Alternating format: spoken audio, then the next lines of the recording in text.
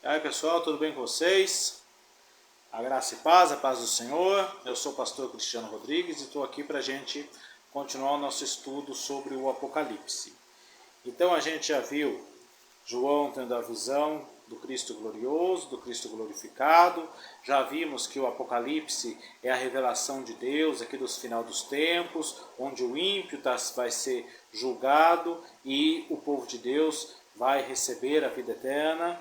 E estamos estudando aqui a respeito das cartas. Já vimos sobre a doutrina de Balaão, já vimos sobre abandonar o primeiro amor, sobre a doutrina dos nicolaítas, está tudo aí nos vídeos anteriores. E agora a gente vai ver a respeito da carta à igreja de Tiatira, onde ele vai falar a respeito do espírito de Jezabel. Lembrando que antes de eu chegar nessa parte de Jezabel, porque tem muitas coisas que fala aqui na carta, que não é só sobre Jezabel, lembrando que quando se fala de Jezabel, não é necessariamente um espírito, um demônio. Eu sei que muitas pessoas no passado demonizaram muito esta palavra Jezabel, colocando como se fosse um demônio que opera na igreja, e obviamente que por toda ação maligna, por toda carnalidade, por toda manipulação, enfim, por tudo aquilo que é ruim, que é mal, existe uma operação maligna.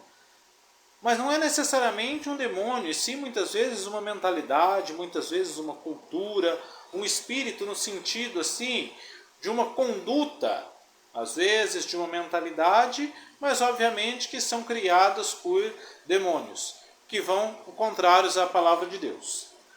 Mas eu quero analisar a carta toda, a gente não vai ficar batendo na tecla aqui de Jezabel, a live e o vídeo todo. Vamos analisar a carta inteira aqui. Então, capítulo 2, versículo 18, vai dizer assim: Ao anjo da igreja em Tiatira escreve: Assim declara o Filho de Deus, cujos olhos são como chamas de fogo e os pés como bronze reluzente. Conheço as tuas obras, o teu amor, a tua fé, o teu ministério, a tua perseverança, bem como estás servindo muito mais agora do que no princípio. No entanto, tenho contra ti o fato de que toleras Jezabel, aquela mulher que se diz profetiza. Porém, com seus ensinos, ensina meus servos a imoralidade sexual e a comerem animais sacrificados a ídolos. Concedi tempo para que se arrependesse da sua prostituição, mas ela não se arrependeu. Portanto, eis que farei adoecer e enviarei grande aflição sobre aqueles que com ela cometem adultério, a não ser que se arrependam das suas más ações. Matarei os seguidores dessas mulheres e as suas igrejas saberão que eu sou aquele que sonda as mentes e os corações. Portanto, retribuirei a cada um de vós de acordo com as suas obras. Todavia, os demais que estão em Tiatira e não seguem a doutrina desta mulher e não aprendem, como eles costumam falar, os profundos segredos de Satanás, afirmo: não colocarei sobre vós outra carne. Tão somente apegai-vos com firmeza ao que tendes, até que eu venha. Ao vencedor concederei permanecer nas minhas obras até o fim, e lhe darei as autoridades sobre as nações. Ele governará com cetro de ferro e a reduzirá em pedaço, como se fossem vasos de barro. Eu concederei autoridade semelhante à que recebi do meu Pai, e também lhe darei a estrela da manhã. Aquele que tem ouvidos, compreenda o que o Espírito diz às igrejas.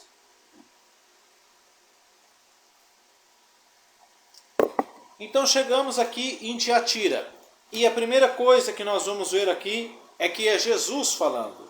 Da mesma maneira como ele se apresenta nas outras cartas, ele mostra um atributo dele, daqueles atributos que João viu no capítulo 1. Aqui ele se apresenta, aquele que tem os olhos como chamas de fogo, aquele que tudo vê, aquele que esquadrinha os corações, os rins, aquele que nada escapa do seu olhar, aquele que os olhos são puros, que não pode contemplar a opressão, que não pode contemplar o pecado, aquele que tem os pés como bronze reluzente, aquele que esmaga os seus inimigos, aquele que tem os pés como bronze, que pisa sobre todas as coisas, que destrói tudo, que faz tudo em pedaços, que ninguém pode detê-lo. Como a gente viu na visão do Cristo glorioso, quando vimos lá que ele tem os pés como bronze reluzente, ele esmaga seus inimigos, ele destrói, ele faz nações em pedaços, nada pode deter. Ele é um Deus de amor, Ele é um Deus de misericórdia, Ele é um Deus maravilhoso, mas Ele é um Deus glorioso, Ele é um Deus poderoso, Ele é justo juiz e Ele não pode contemplar, Ele não pode aceitar a impiedade. É Ele que está falando à igreja de Tiatira. E é Ele que fala conosco nos nossos dias através da sua palavra. Se fosse um pastor trazendo uma palavra para a gente de conserto, uma palavra de arrependimento, estava tranquilo. Se fosse um profeta, se fosse um homem, mas não, esta palavra ela vem de Deus. E eu sempre digo, você que quer ouvir um profeta, já que aqui vamos falar sobre a profetisa Jezabel, você que quer ouvir um profeta, aqui eu te mostro um profeta. Aqui, se você ler os evangelhos, você vai ver Jesus Cristo, um verdadeiro profeta. Jesus, ele era Deus Filho, homem e divino ao mesmo tempo, e um dos seus ofícios foi o ofício de profeta. Ele era sacerdote, ele era rei, ele era profeta. Então ouça ele, ouça a sua palavra, porque ele é um verdadeiro profeta que tem o que nos ensinar, que tem aquilo a nos guiar.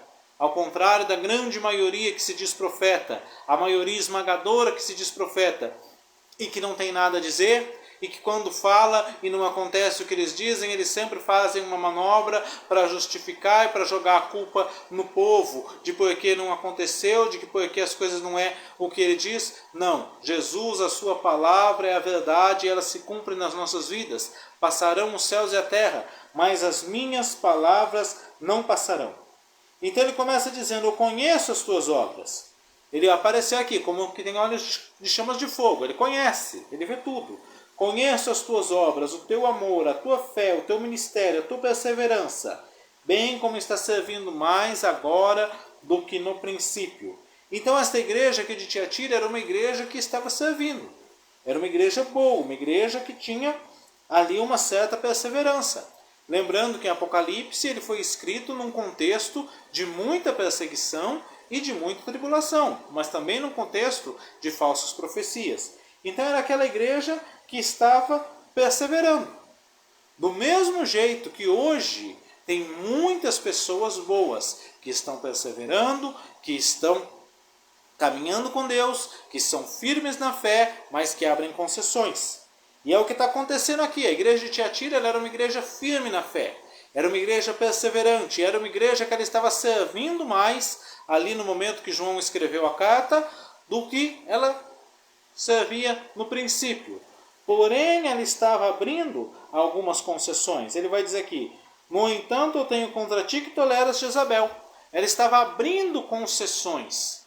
E hoje, existe muita gente boa na igreja. Existem muitos bons pregadores, existem bons ministros, existem cristãos fiéis, porém que abrem concessões. Que na questão de querer, às vezes, ter o poder de Deus, que querer experimentar um sobrenatural, ou até mesmo em questão de querer ser aquela pessoa do bem, aquela pessoa que se abre para todo mundo, que não é aquela pessoa arrogante e ignorante, mas que sim é aquela pessoa amável, começa a abrir concessões para coisas que são oposto à palavra de Deus. Eu posso dar como exemplo uma igreja boa que prega um evangelho de salvação, um evangelho de fé, que prega Cristo, que prega o céu, o inferno, a eternidade. Mas esta igreja ela quer atrair muitas pessoas, ela quer atrair os jovens, então ela vai começar a usar um linguajar mais mundano para atrair as pessoas ao invés de pregar Cristo. Vai começar a abrir certas concessões para atrair pessoas, colocar dentro da igreja símbolos ou coisas que atraiam os olhos humanos, achando que assim pode atrair pessoas. Há uma igreja boa, mas que está abrindo concessões que pode lhe custar muito caro no futuro.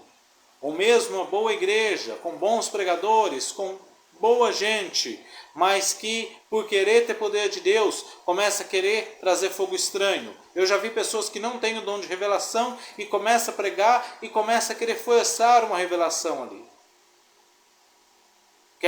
Começa a produzir fogo estranho por tentar forçar algo que Deus não está fazendo ou algo que Deus não está falando.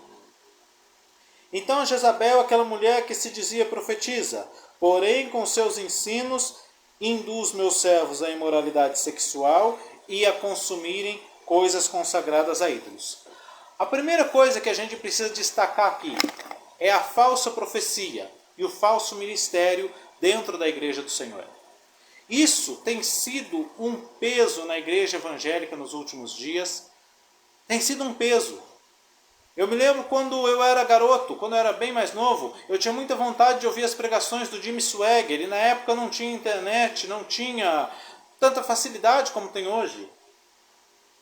E até que alguém me gravou um DVD dele, quando começou a tecnologia a dar uma melhorada, alguém achou uma pregação dele na internet, me gravou ali um DVD e eu pude ouvir. E ele falava uma pregação evangelística, uma pregação de concerto voltado para a igreja, voltado para o povo evangélico.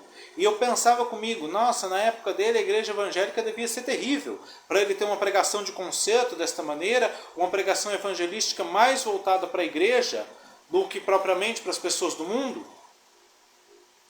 Aí hoje eu começo a olhar nos nossos dias e eu vejo que nós não estamos diferente daquela época. Nós não estamos diferente do contexto que ele vivia. Porque a falsa pregação do evangelho, ela está presente nas igrejas evangélicas, elas estão presentes nas grandes igrejas, elas estão presentes na mídia, a internet está bombardeada com ela, a televisão está. A falsa pregação, o falso ensino. E as falsas profecias. As pessoas, elas brincam com Deus. Eu tenho um vídeo aqui no meu canal no YouTube, você pode conferir aí, se interessar, onde eu vou falar a respeito disso. Lá no livro de Deuteronômio, capítulo 18, a Bíblia diz que quando um profeta falar aquilo que Deus não mandou, esse profeta seria julgado e até mesmo condenado. E ele diz que assim você vai saber que um profeta é de Deus, porque aquilo que ele falou se cumpriu. Se não se cumpriu, porque não é de Deus. E hoje o que nós vemos de gente falando em nome de Deus, coisas que nunca se cumprem. Cansei de ouvir revelações de coisas que nunca acontecem. E daí quando esses profetas são questionados, ele diz, mas é o povo que não se posicionou, é o povo que isso, é o povo que não teve fé. E não é uma ou outra igreja, não. A maioria das igrejas carismáticas estão assim. Se na época do Jimmy Swaggart, a pregação dele, muitas vezes era voltado para as igrejas tradicionais, para trazer um conceito, dizendo que nas igrejas batistas, metodistas, episcopais, não tinha novo nascimento, coisa e tal, hoje nós precisamos de uma reforma nas igrejas carismáticas, porque são as que mais abrem concessão, porque são as que menos estudam a palavra. Então começa o falso ensinamento. Como ouvia um cidadão essa semana, eu acredito que todo mundo ouviu que a internet foi bombardeada com a história dele. Meu lindo, se Deus permitiu você ver, se Deus permitiu você cheirar, você tocar, porque Ele tem poder para te dar. Eu imagino um lindo que esteja em adultério e ouça isso. Um lindo que esteja apaixonado por uma mulher casada e ouça uma conversa dessa. Um lindo que esteja de olho no cargo de outro e ouvir uma conversa fiada dessa. Ué, e Moisés? Deus permitiu Moisés ver a terra prometida e não deu a terra para ele, não permitiu ele entrar?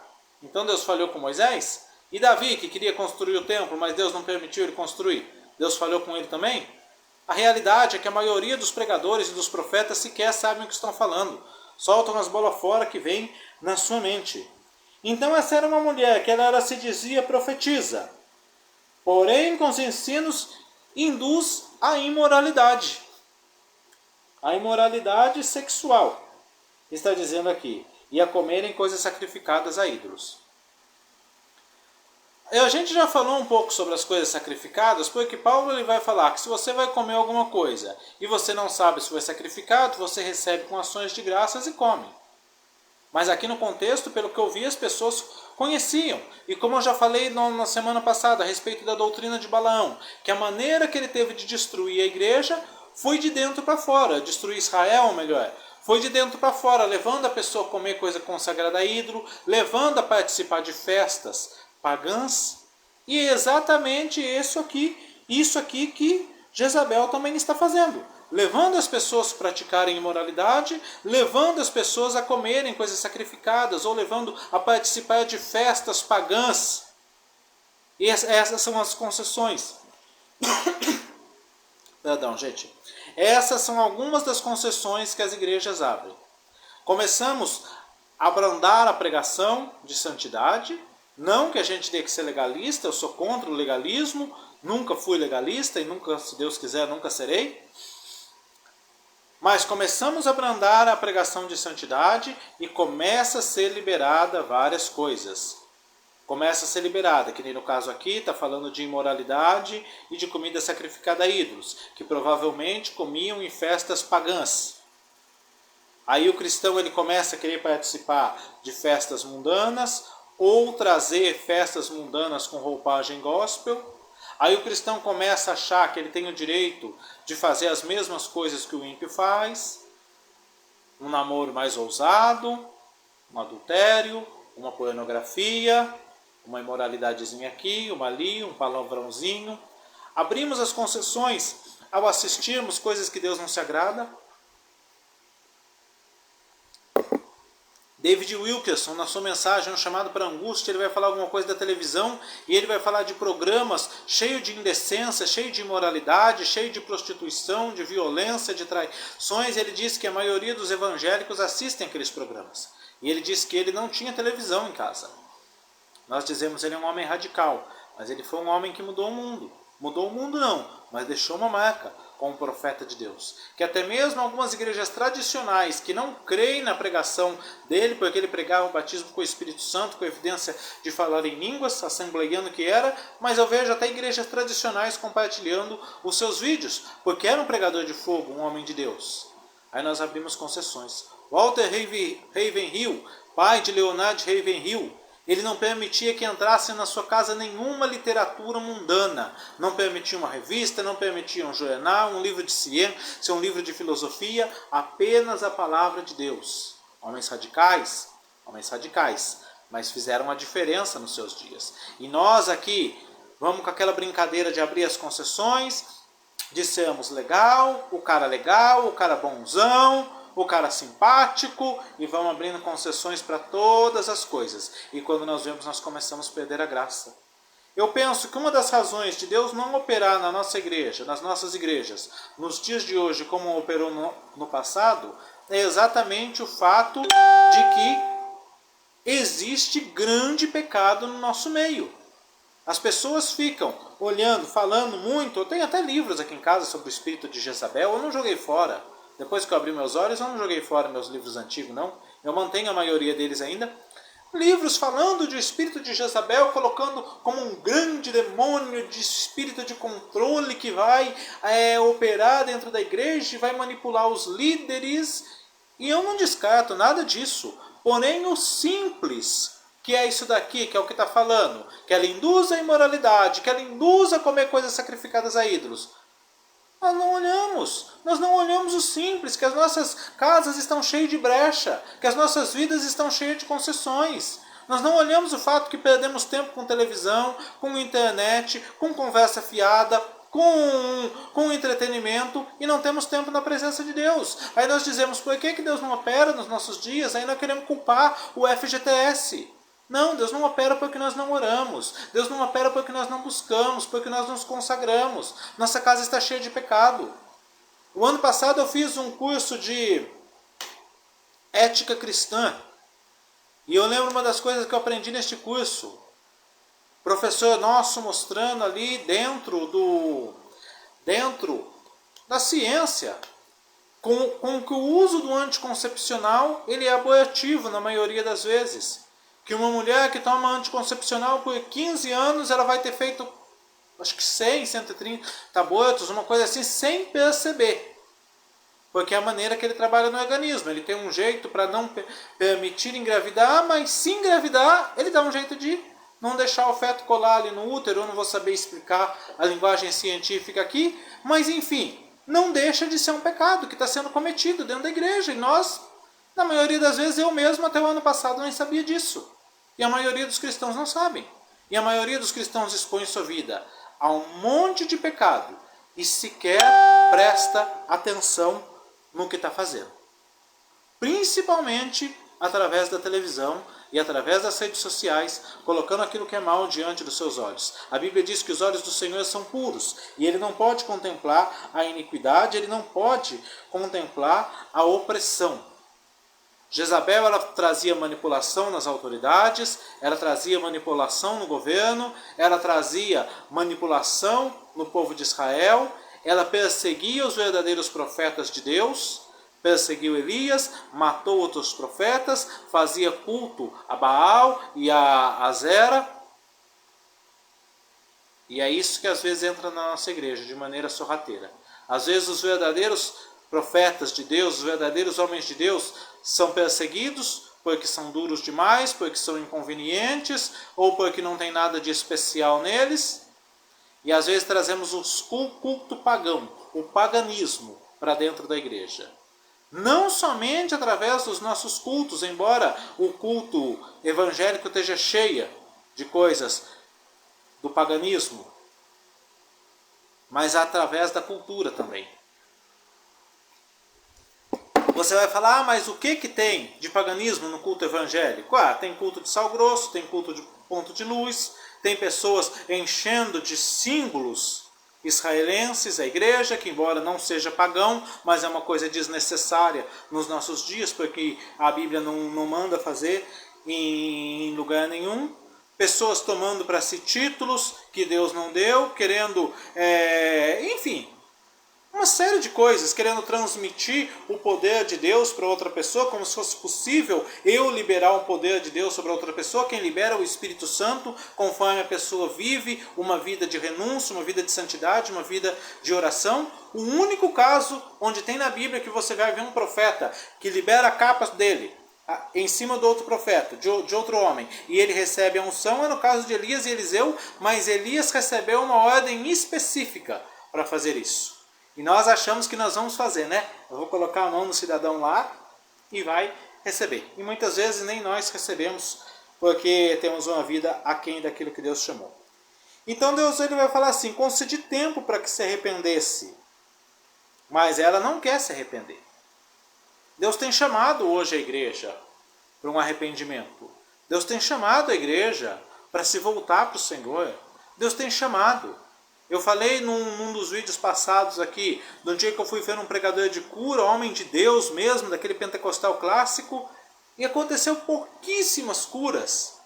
E a gente comentava, hoje Deus não está operando mais como operava no passado. A razão é porque Deus não está querendo trazer curas, milagres, é porque Ele está chamando a igreja para o arrependimento. Deus está mostrando, gente, acorda para a vida, tem coisa errada, busca a face de Deus. Vocês viraram as costas para o manancial de águas vivas e cavaram cisternas rotas. É isso que Deus está nos falando, acorda para a vida, vocês cavaram cisternas rotas.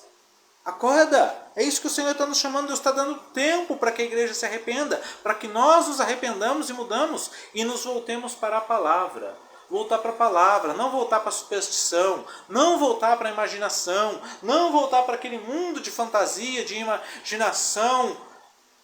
Que misericórdia, que eu não sei nem palavras para descrever, mas voltar-se para a palavra.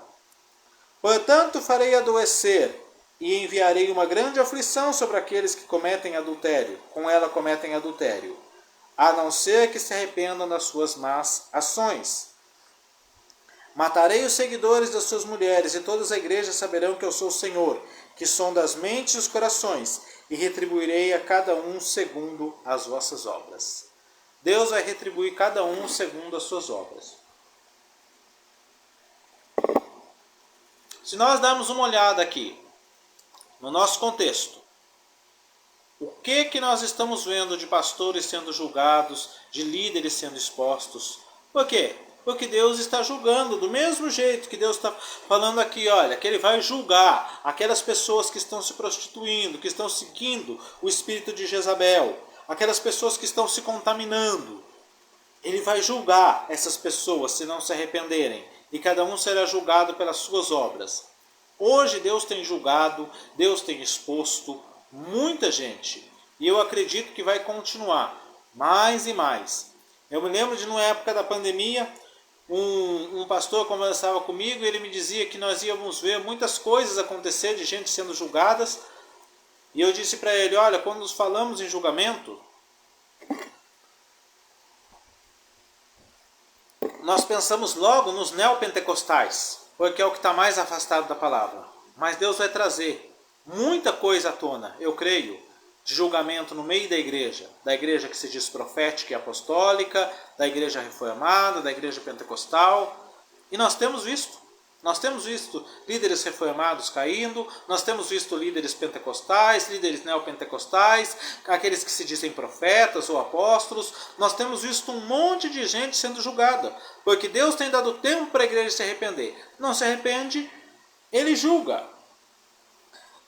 Todavia, e logicamente, cada um conforme as tuas obras, todos nós vamos comparecer diante do tribunal de Cristo e seremos julgados pelas nossas obras. O tribunal de Cristo não muitas vezes a gente fala do céu, do inferno, mas o cristão ele vai passar pelo tribunal de Cristo para receber sua recompensa. Ou não. Seremos julgados pelas nossas obras. Todavia os demais que estão em Tiatira e que não seguem a doutrina dessa mulher e não aprendam como eles costumam falar os profundos segredos de Satanás, afirmo, não colocarei sobre vós outra carga. Tão somente apegai-vos com firmeza ao que tendes. Então Deus ele está dizendo, olha, ele vai julgar. E não vem as pessoas querer dizer que no tribunal de Cristo, aí eu vou dizer isso, eu vou dizer aquilo, porque se quando um policial para a gente pode estar tudo certinho. Mas se um policial manda você parar na blitz, você já começa a pensar, eu estou com uma lanterna quebrada, é automático, eu estou com uma habilitação atrasada, será que eu estou sem cinto, eu vou levar uma multa? Agora imagine no tribunal do Eterno, Todo-Poderoso. Mas ele está dizendo que aqueles que não se contaminaram, eles não serão julgados, mas ele diz, apegue-se ao que tendes. Precisamos apegar-nos com aquilo que realmente temos, que é a palavra de Deus, que é o Espírito Santo em nossos corações, que é Cristo em nós, a esperança da glória. O tempo aqui ele está corrido, eu já estou dando minhas meia hora de vídeo aqui, que eu não gosto de estender muito mais do que isso, mas a igreja, nós, cristãos, nós precisamos acordar para a vida e entender que o que nós temos é Cristo, que o que nós temos é a palavra, que o que nós temos é o Espírito Santo. Parar de correr atrás de fábulas artificialmente compostas. Parar de correr atrás de ilusionismos, de malabarismos e apegar com aquilo que é verdadeiro, aquilo que é concreto. Como eu falei no começo aqui, a gente falava-se tantas coisas do espírito de Jezabel na igreja, os ministros de batalha espiritual, e muitas vezes aquilo que é necessário falar sobre a contaminação da igreja, poucas vezes falamos. Nós precisamos nos apegar com aquilo que é verdadeiro, apega com o que tendes, apega com a palavra, apega com Jesus. Olha, a palavra está escrita aqui, ó. Não precisa criar nada por trás daquilo que está escrito. Eu preciso de uma revelação daquilo que está por trás. Não, isso é gnosticismo. É os gnósticos que acreditavam assim. A palavra ela está escrita aqui. A Bíblia interpreta a Bíblia. E como eu já disse aqui, a chave para a interpretação do Apocalipse está no Antigo Testamento. Muita coisa que você vê no Apocalipse vai ver lá no Antigo Testamento. Porque a Bíblia interpreta a Bíblia. Então nós temos a palavra, que é verdadeira e que é concreto. Apegai-vos com firmeza ao que tendes, até que eu venha. Mateus 24:13, aquele que perseverar até o fim será salvo. Ao vencedor, aquele que permanecer nas minhas obras até o fim, lhe darei autoridade sobre as nações. Ele governará com cetro de ferro e reduzirá em pedaços. Eu lhe concederei autoridade semelhante a que recebi do meu Pai, e também lhe darei a estrela da manhã. Autoridade sobre as nações não quer dizer que Deus vai te levantar como guardião de uma nação. Como a gente acreditava, eu mesmo acreditei nisso. Olha, a fulana de tal, ela é a guardiã do Brasil, ela tem autoridade sobre o Brasil, ela determina e acontece. Agora, esses dias atrás, eu vi que teve um outro cidadão aqui que foi ungido como guardião da nação. como profeta, como rei espiritual. Assim como o diabo tem os principados e as potestades, Deus também tem os seus líderes que são principados e potestades. Não, autoridade sobre as nações. Eis aí vos dê autoridade para pisar serpentes, escorpiões e todo o poder do inimigo, e nada absolutamente vos causará dano algum. Autoridade como a das duas testemunhas, que nós vamos ver mais para frente. Autoridade para pregar a palavra de Deus e pessoas serem salvas, ou muitas vezes pregarmos e as pessoas serem condenadas porque rejeitaram o Evangelho. Essa é a autoridade. A Bíblia diz que o Senhor enviou os seus discípulos a pregar, deu poder sobre os espíritos imundos, curai os doentes, purificai os leprosos, ressuscitai os mortos, de graça recebeste, de graça dai. A igreja tem autoridade para proclamar o Evangelho. A igreja tem autoridade sobre as obras malignas para repreendê-las. Esta é a autoridade sobre as nações, a autoridade que Jesus recebeu e que ele também passou à igreja antes de subir ao céu. Ele deu essa autoridade aos 11, a grande comissão foi passada para a igreja, e é essa autoridade que o Senhor deu à igreja. Não nada místico. E lhe darei a estrela da manhã, que é Cristo. Aquele que tem ouvidos, ouça o que o Espírito diz às igrejas. Nós precisamos ouvir o que o Espírito fala. Deus ele não disse que ele ia dar um livro para nos guiar, mas dar o Espírito Santo para nos guiar. A questão é que o Espírito Santo ele nos revela o livro, dentro do livro. A Bíblia explica a Bíblia. Só que a letra apenas, ela não vai fazer efeito em nós se nós não abrirmos o coração para que o Espírito Santo venha nos ensinar, para que o Espírito Santo venha nos guiar. A Bíblia diz que ele nos guiará a toda a verdade. A verdade está aqui. Aí o Espírito Santo abre os nossos olhos. Precisamos nos apegar com aquilo que temos, com aquilo que é concreto, com aquilo que é real. E o que é real é que Cristo em nós é a esperança da glória. O que é real é que Jesus morreu pelos nossos pecados e pela graça nós somos salvos e recebemos o dom do Espírito Santo. Que o céu e a terra passarão, mas as suas palavras não passarão. Eu agradeço pela sua atenção. Se gostou, curte, comenta, compartilha. Me segue aí no YouTube, Cristiano Rodrigues 6909. Fique com Deus e até a próxima semana, se Deus assim permitir.